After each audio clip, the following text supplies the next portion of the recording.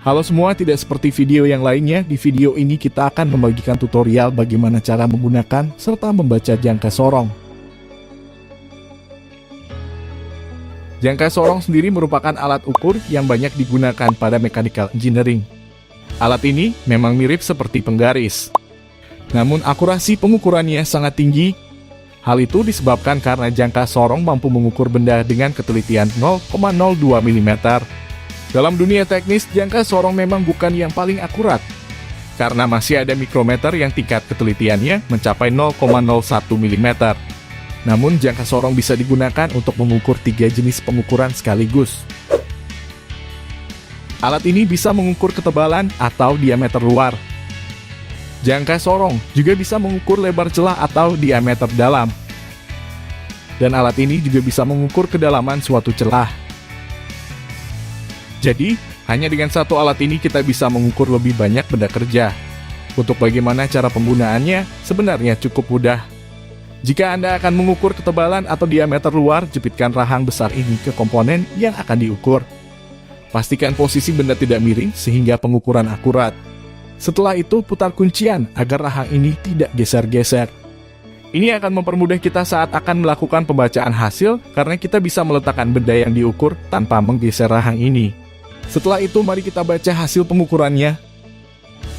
Untuk membaca jangka sorong, kita harus memahami arti dari garis-garis ini. Skala yang ada pada badan jangka sorong disebut skala utama. Skala ini punya nilai 1 mm per garis. Jadi ini mirip seperti penggaris biasa. Skala ini akan memberitahu kita hasil pengukuran kasarnya. Contohnya seperti pengukuran tadi. Kita paskan angka 0 pada skala geser dengan garis terakhir pada skala utama. Nah, garis terakhir ini akan menentukan pengukuran kasarnya. Jadi hasilnya 33 mm.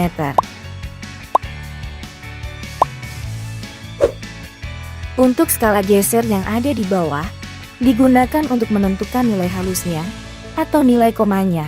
Nah, berbeda dengan skala utama, skala geser ini punya nilai 0,02 mm tiap garisnya. Untuk mencari nilainya, dibutuhkan sedikit ketelitian.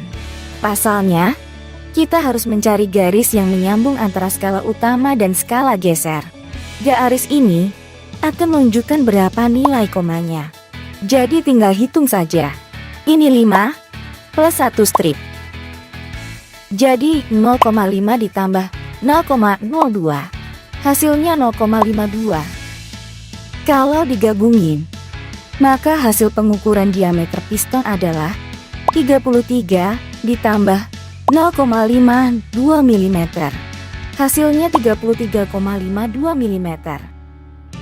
Kalau kalian akan mengukur lebar suatu celah, tinggal masukkan rahang kecil ini ke dalam celah yang mau diukur. Pastikan posisi benda yang diukur tegak lurus dengan jangka sorong. Begitupun dengan kedalaman, pastikan posisi jangka sorong juga tegak lurus dengan benda yang akan diukur. Ini dilakukan agar pengukurannya akurat. Setelah itu tinggal baca hasilnya. Caranya sama kayak tadi. Mudah kan? Subscribe channel kami, karena ke depan kita bakal bahas hal lain seputar engineering.